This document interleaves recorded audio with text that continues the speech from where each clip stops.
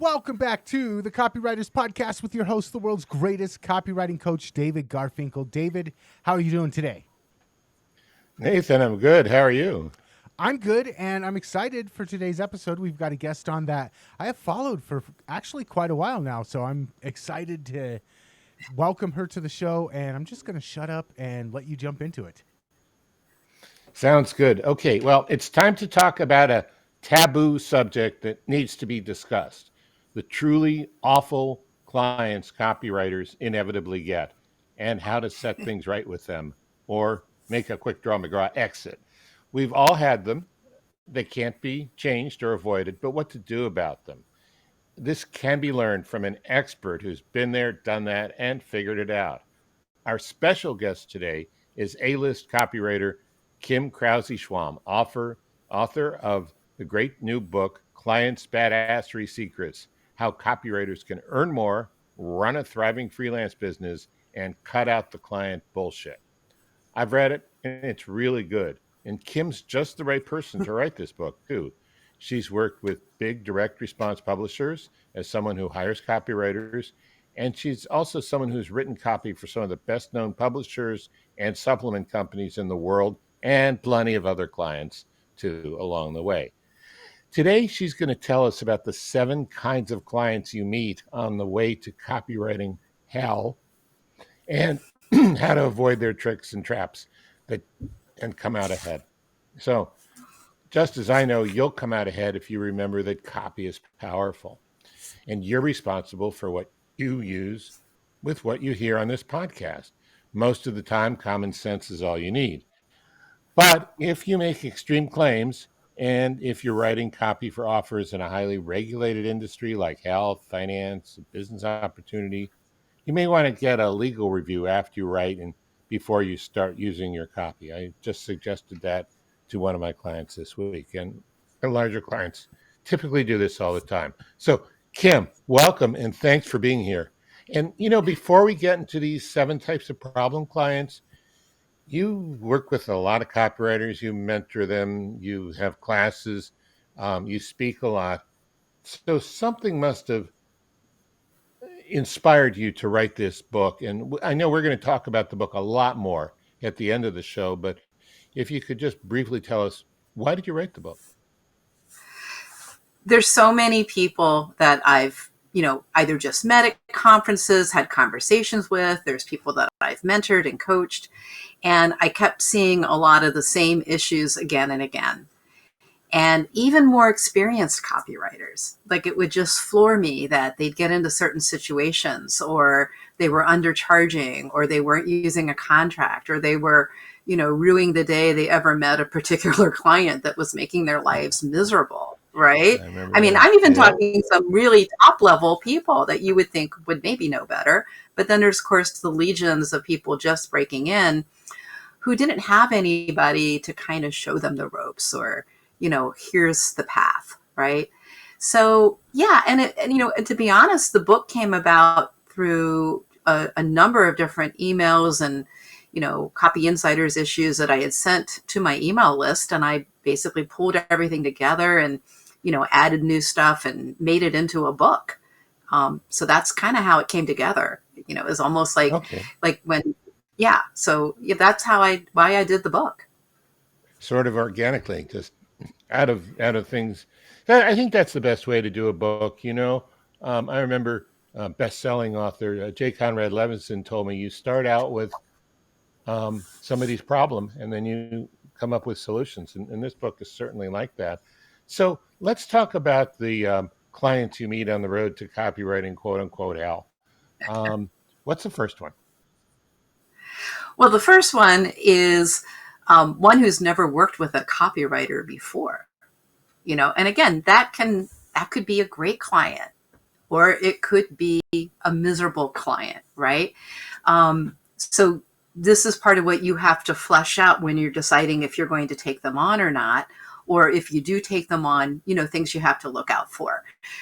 If you're working with a client like that, expect to do a lot of extra hand-holding along the way. You're probably going to be providing more strategy along with copy. So you probably should charge more than, let's say, you're working with somebody who's like, boom, boom, straightforward project, let's go, right? They also may be very nervous about, is this going to work? And maybe for them, it's a big investment. So they're going to maybe be very nitpicky, back and forth. Oh, second guessing everything you're doing, right? I mean, I've had a couple clients, honestly, that were like this. One, I started to get the vibes very soon after accepting, deciding to work with him and getting my 50% advance, several months in advance. And then just with the different behavior, I kind of just decided, you know what, I'm going to see if he just wants to cancel the project before it begins, even though I normally wouldn't do that, because I was just getting those kind of vibes that he was going to be a difficult client. And sure enough, he was like, yeah, and I gave him his money back. I had another client where it was too late to do that. And it was just a process that took a lot more time. So that's why I came up with that type of client. They're not necessarily in any kind of order, worse, on, but yeah, that is definitely a type of client to be aware of. And so, giving them their money back is one solution. What's the other solution? Is hand-holding, over-explaining? Right. So make sure you're charging enough. Make sure that you are, and I talk about some of these other tactics later. So, take the lead. Don't be afraid to step up and kind of be in the driver's seat more. Don't just be an order taker.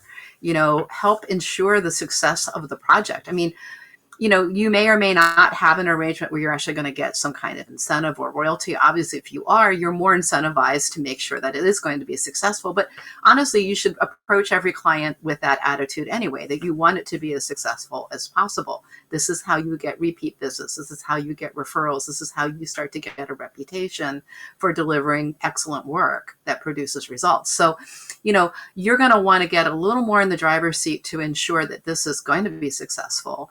And you may want to try to get more money so that you can spend that kind of extra time on this project that it's going to require. Okay, that's great. Really good advice. I hope everyone is taking notes because this is awesome stuff. Number 2, they think they're a good copywriter. Okay. Yeah, this one's challenging, and you don't always know it.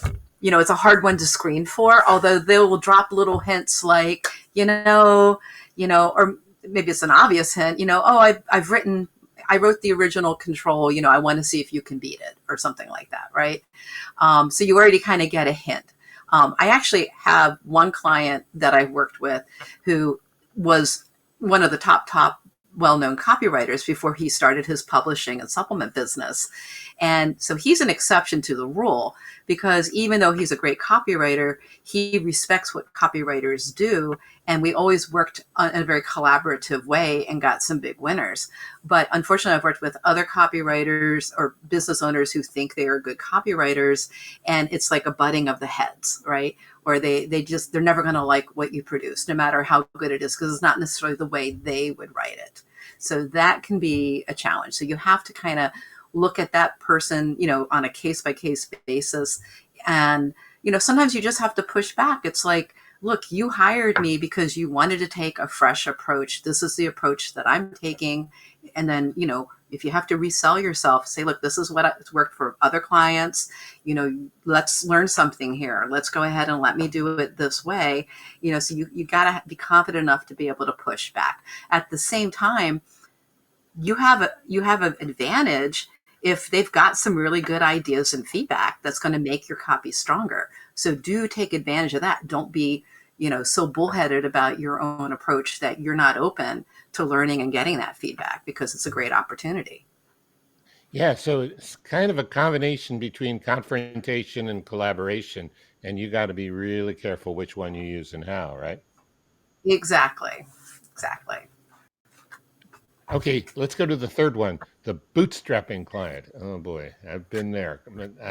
I'll let you tell the story, but I'm just groaning inside as I even read those words.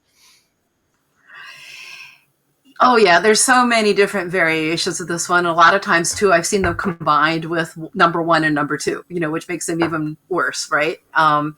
But yeah, they just don't really have the money to afford you up front. So they're going to try all these different ways to tantalize you. It's like equity deals or, other types of, incentives that basically want you to kind of basically work for free or accept a much lower rate, for something that's not even proven, right? You don't know if their business is going to work or if the new product launch is going to work or whatever it is that they're bootstrapping. So you're taking an inordinate amount of risk with your time. So this is why this particular client is challenging. Now, if it's a known person who's launched other businesses successfully, you really think it's, you believe in the concept, you have some, feelings that it could be successful. Maybe it's worth the risk, but I would just, tread carefully, make sure they've got skin in the game. I talk about this later in the book, but when you work for free plus some kind of incentive that may or may not ever arrive, the client has no incentive to actually use your copy that you just labored over for weeks or months. So they've got to have some skin in the game. Number 4. This one also makes me groan. The flip-flopping client. Yeah, this can be challenging. It could be a solopreneur, entrepreneur type. It could be you're dealing with one of the lower level marketers in a big company. I mean, there's a lot of different people that could end up being the flip-flopping client. They're the ones that have you go off in one direction and they're loving it, but then next minute they're like, no, actually we think something else is going to work better. And it could be that they're either insecure and indecisive, or they got feedback from a manager that said, no, that's not what we want to do.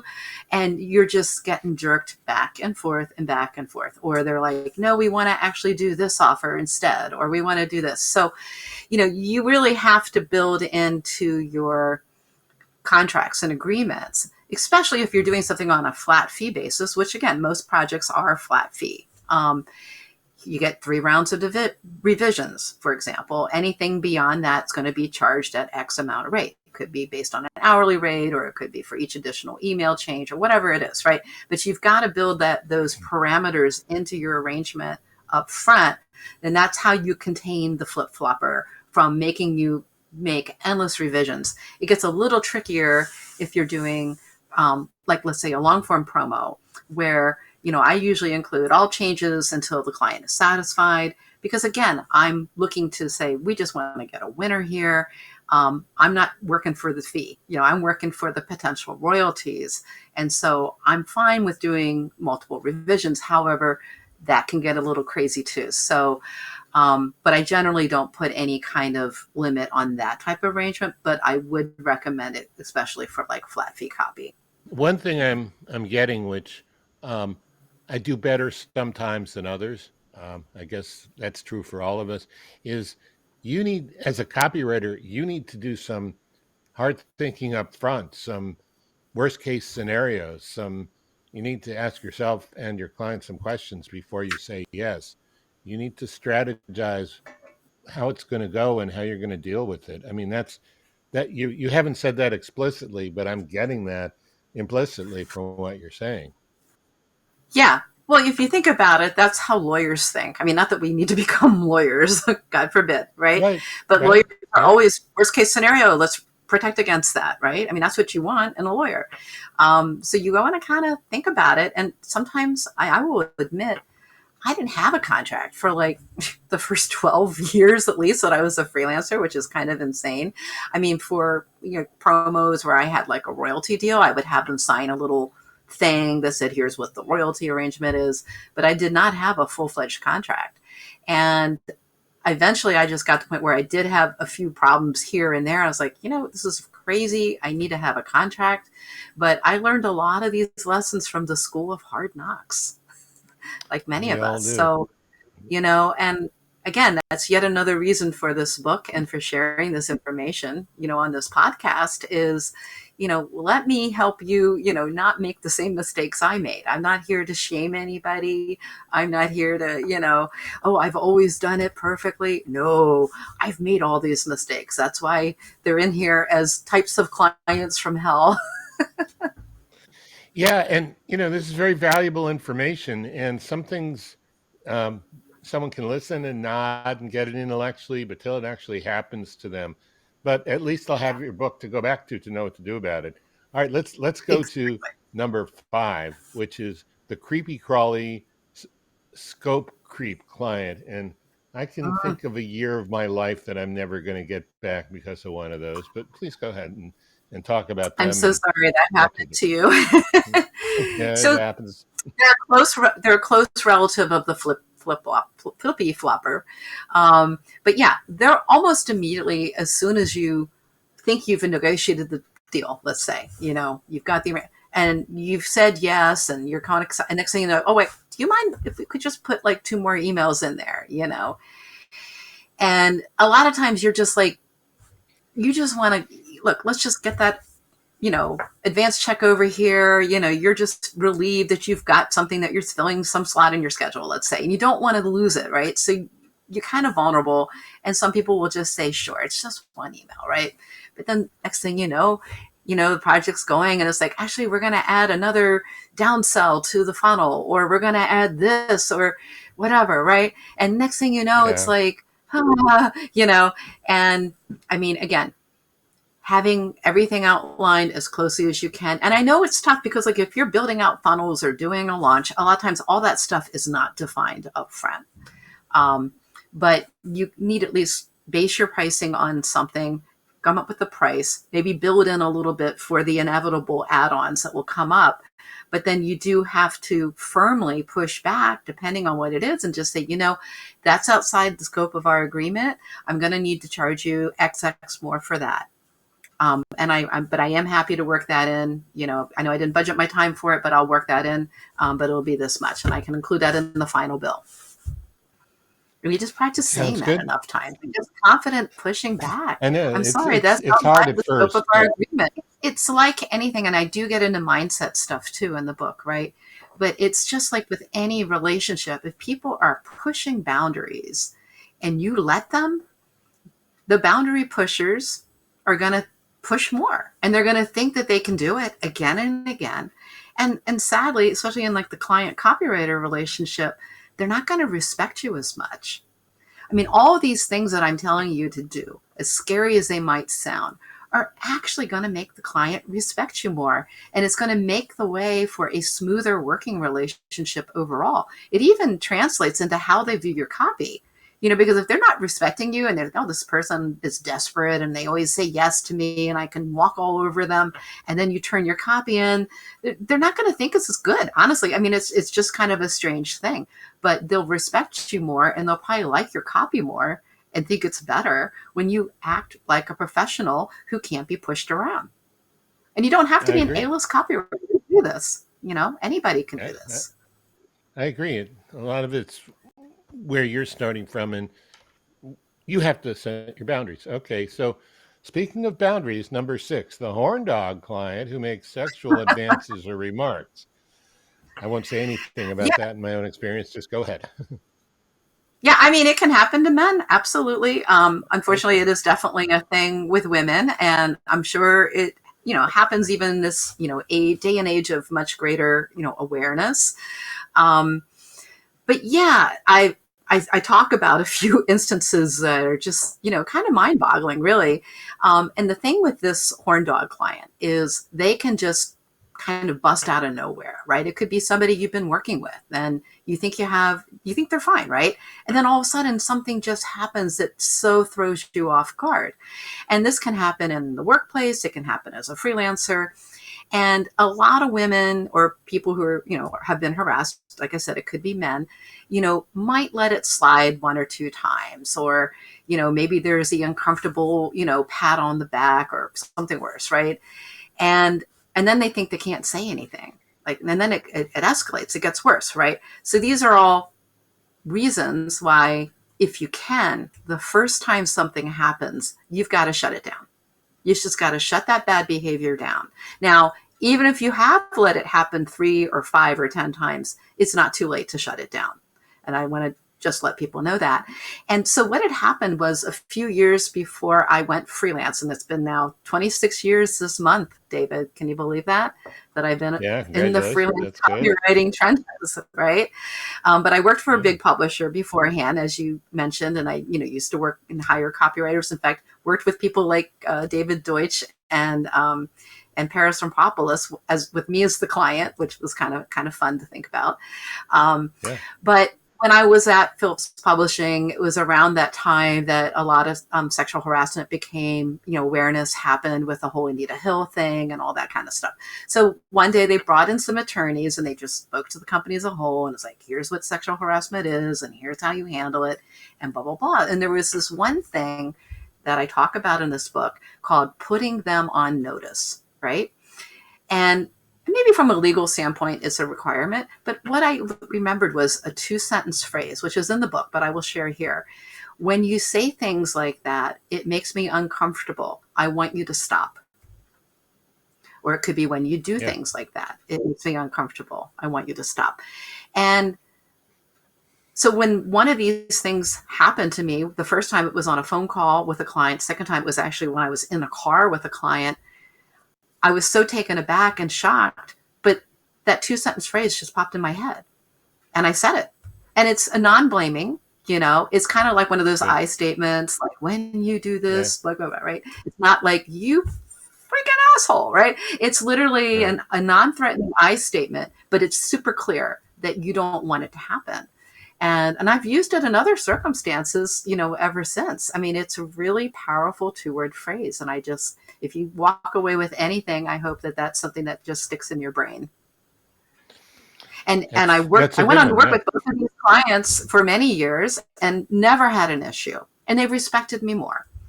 And, or you could just say, if that happens, obviously it's your right to say, I never even want to talk to that person again. But, it was very respectful and it stopped. As soon as I just called it out in that non-threatening way, it stopped. That's really useful phrase and piece of advice. All right, let's go to number 7. Oh, this is probably not the worst, but I think it's the worst anyway. It's terrible, the deadbeat client who pays late or not at all. It is the worst. And in fact, the norm in general, right, if you're working with the client is get a 50% advance, and then you get your remaining 50% when the project is finished. And I think for most cases, especially if you're within the same country, like in the US, that's a great arrangement. But you still could end up, you got paid the first half, but now they're never paying the second half, right? This is where you want to have, it's worth following up with potentially a lawyer. And I have kind of a funny story in there, but I had done this one project and I think it was like a flat fee project. So it wasn't one of these things where I was also worried about ongoing royalties, and everything went swimmingly, submitted the invoice for the balance and then never heard from this person. And, I would send emails and it was like crickets, right? And to the point that I was worried about this person, like, did something happen to them?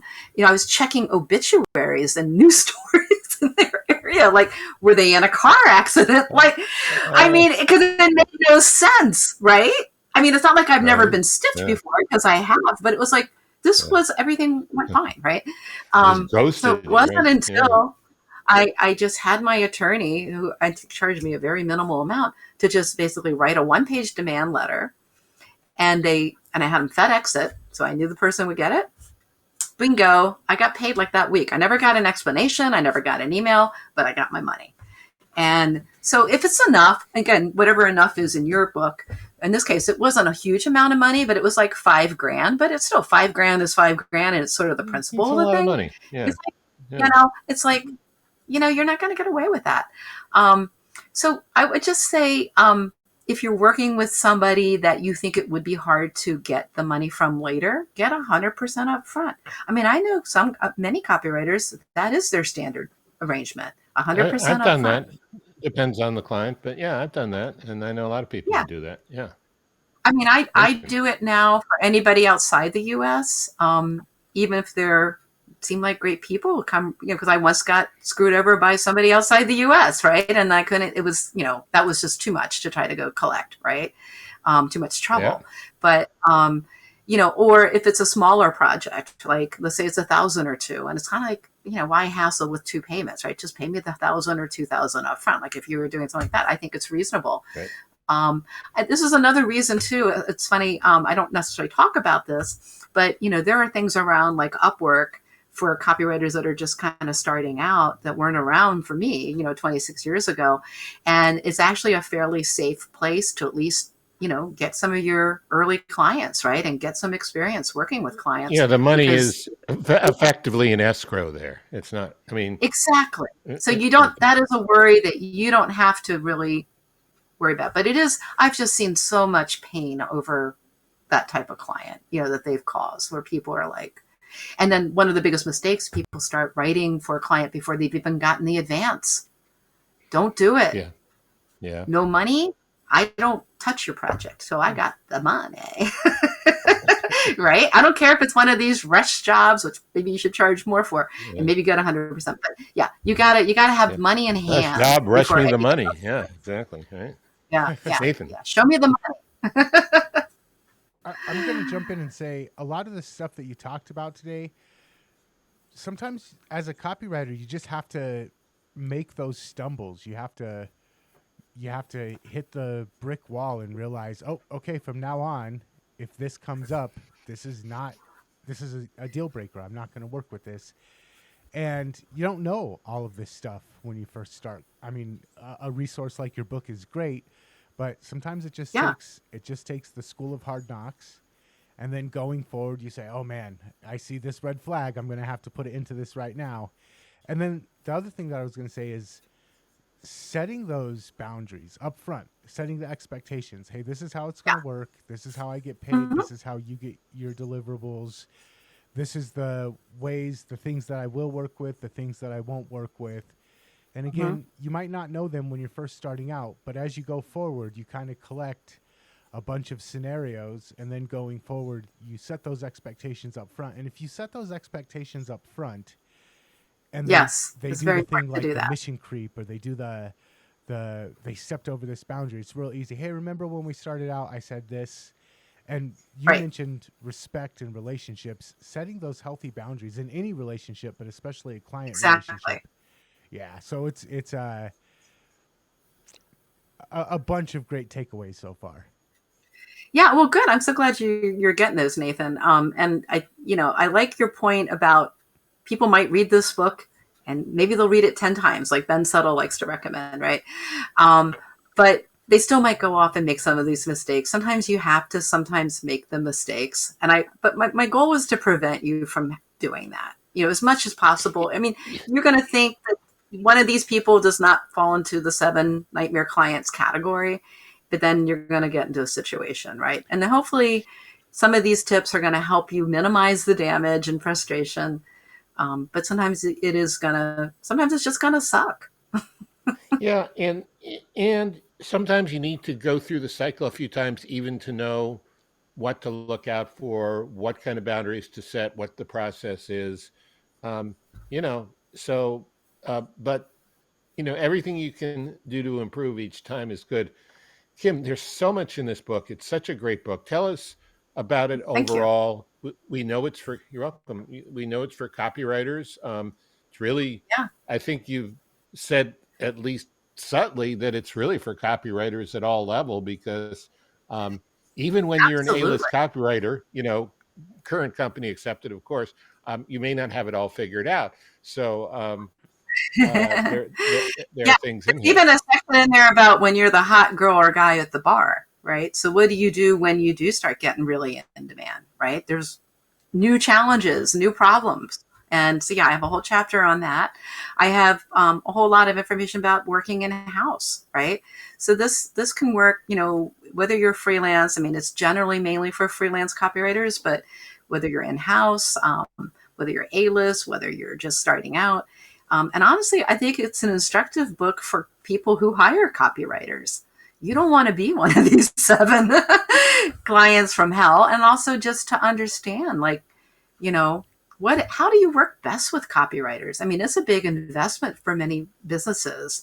And so if you can really leverage and make the most of that relationship, so it's a positive, you know, thriving relationship, you're going to get such better results from that copywriter. And a much greater ROI. So I would recommend that even clients, people who hire copywriters, read it. They may find themselves in it. They probably will.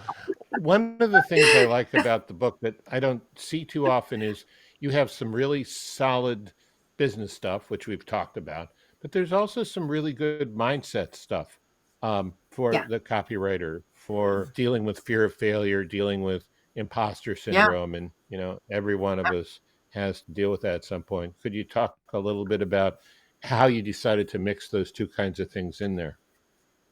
Well, I mean, one of the things that I feel gave me an advantage in many ways was having worked at Phillips Publishing, which at the time was a major direct response publisher. It was probably like 5 times bigger than Agora Publishing at the time. And so while working there as a marketer who also wrote copy, I saw, you know, from that standpoint, like the company would work with some of the best known copywriters in the business, like the Clayton Makepeaces and Jim Rutz and Gary Bencivengas. And what I saw is no one expected every package to be a winner, right? It was okay to fail. Like even the big giants would fail, you know, sometimes spectacularly. But and the client knew that because they were, you know, they were smart business people, right? They knew it's like, we're going to hire the big guns, the best in the business. But we also know that this is not an exact science. So otherwise, literally AI, and can't even do it now, would just be cranking out, right? You know, winning packages. Well, guess what? That's not happening. And it certainly wasn't happening 26 or 30 years ago. So it was okay to fail. And honestly, the business environment at the time there at the company was permission to fail. Right? That's how we learn. That's how we go on and get big winners. So I think that mentality helped me because I bombed spectacularly, you know, on at least a few occasions starting out, and still have. I mean, over the years, everybody has ones that don't work. Well, it hurts when it happens. It hurts, but I'll tell you what, and I think I know I've talked about this in other platforms, but or maybe not so much in the book, but some of my biggest failures initially, I went back a second time with the client, tested something new, and it became one of my biggest winners or successes, right? That's how I got, became the first female copywriter to get a boardroom control. It was on my second try that I beat a promo written by Paris Rampopoulos. On my second try, I beat a financial promo with another company, you know, written by Jim Rutz. You know, I had some other things like that where second try, I wrote a 10-year control that paid me hundreds of thousands in royalties. So, you know, that's part of why, you have to get comfortable with failure. So one of the things too, I think I talked a little bit about improv. You know, I started dabbling with improv just for fun 4 or 5 years ago. And what I loved about it, outside of just feeling like I was a kid that got to go outside and play with my friends, you know, it felt like that, was it's all about, like, nothing's meant to be perfect or exact. Like, you take risks constantly. And you're in a supportive environment, but it's all about just failing. And sometimes it's funnier, right? But just get comfortable with that idea that you may fail. And hopefully you're working with clients who are smart enough to say, you know what? We know this isn't an exact science. We actually liked a lot of what you did. Or you come back and say, you know what? I think I've got another idea. Or let's go back to this third original test angle that I wanted to try. Let's try that instead. Big winner. I mean, those are all things that I've tried to take a failure and turn it into a big success. Kim, I meant to bring my iPad. I figured out on my iPad I can show the cover of a book with on a Kindle, but I forgot to do that. Could you show your book cover so we can see it? Client Badassery Secrets. Oh, that's great. Yeah. Thank you. Here's the back too. Okay. Yeah. That's kind of hard to read on YouTube. Red jacket and boots on. Oh, yeah. So if people have enjoyed the podcast and they want to go check out your book, where's the best place to send them? So you can go to my website, kimschwalm.com, KIMSCHWALM.com. You can go to the book page That'll take you right to the Amazon US link. The book's also available through other booksellers online and as a paperback book and also as Kindle and ebook.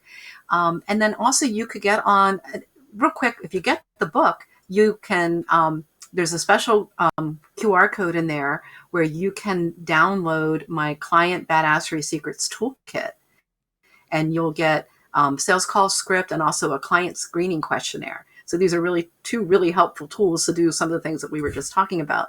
And then, of course, if you decide to become one of my copy insiders, which is free, you'll get my regular emails, and you'll also get my ultimate A-list copywriters promo checklist, which is really like 5 checklists in one. Nice. Okay, I know every copywriter out there that listened to this episode, at least 1 or 2 of these, they're like, yep, I feel that one. So I'm sure you've probably connected with every single person in the audience, which is hard to do. But again, I just wanted to say thank you for coming on and sharing your experience, your knowledge with us. And one more time, the website, KimSchwalm.com. And that's S. Yeah, we're not making you spell out all 3 names. It's just KimSchwalm.com. Okay, perfect. And we will have that linked in the show notes over at copywriterspodcast.com. While you're there, if you enjoyed this episode, we have over 350 episodes now for you to enjoy. And David, anything else before we're out of here? No, I just want to thank Kim for coming. I really appreciate it. Very valuable and fun call. Absolutely. Well, thank you. I enjoyed talking with both of you and really glad to share this with the world. All right. Kim, thanks again for coming on. And until next time, we will catch you later. Okay. Catch you later. Great. Thank you.